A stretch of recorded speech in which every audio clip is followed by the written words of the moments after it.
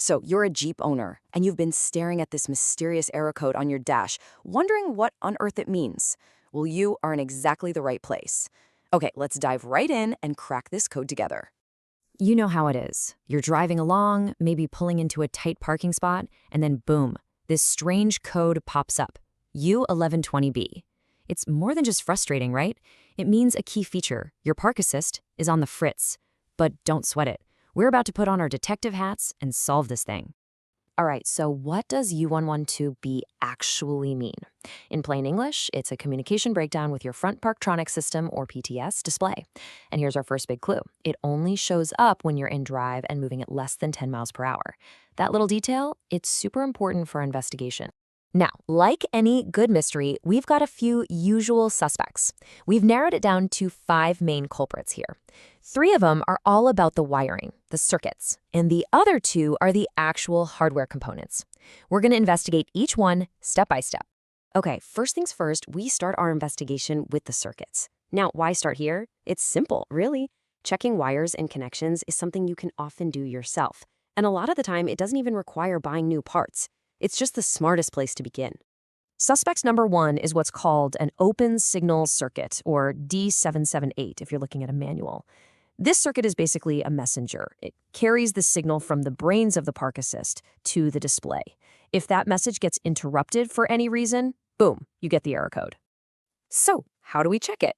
It's a pretty straightforward 3-step process. First, just give the wiring a good look over for any obvious damage. Then, take a peek at the connectors on both ends. Make sure they're clean, not all gunked up or corroded. And finally, just make sure everything is plugged in nice and snug. You'd be surprised how often a loose connection is the simple fix. All right, if the signal circuit gets a clean bill of health, our next suspect is an open supply circuit, code X778. This one is all about power. Think of it as the electrical lifeline for the park assist display. If that power gets cut, well, the display can't do its job, and it throws that communication error at you. The investigation here is pretty similar. First, just verify the connection is solid. Then you want to carefully trace the wire, looking for any breaks or frayed spots. It's all about making sure that electricity can get from point A to point B without any roadblocks. Our last suspect in the circuit family is the ground circuit, X773. You know, you can think of a ground connection as the foundation of your whole electrical system. For electricity to work right, it needs a complete loop, and the ground gives it that return path. If that foundation is shaky or broken, you're going to see all sorts of weird electronic glitches, including our friend, the U112B code. For this check, you're basically on the lookout for anything loose. The most important thing is to make sure every connection in that ground circuit is tight and secure. A wire that's just wiggled itself loose from its grounding point is a super common and thankfully an easy problem to fix. Okay, let's say you've checked all 3 circuits and they all look good. Now what? Well, this is where our investigation takes a little turn. We're going to shift our focus away from the wiring and on to the main hardware components themselves. This slide really says it all, doesn't it?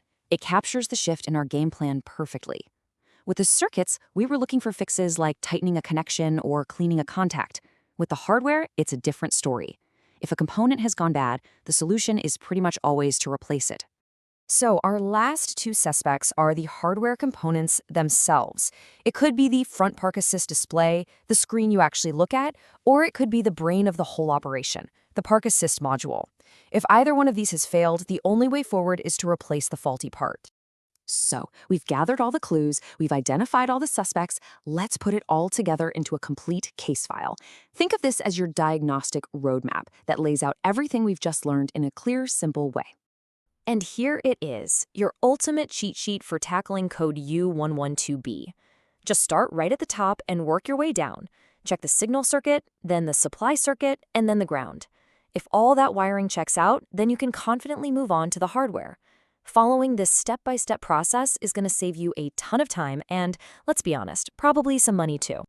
By following this structured path, you're not just guessing anymore. You're actually methodically eliminating possibilities one by one until you find the real root cause. This is how you drive that pesky error away for good and get your Jeep back to working the way it should.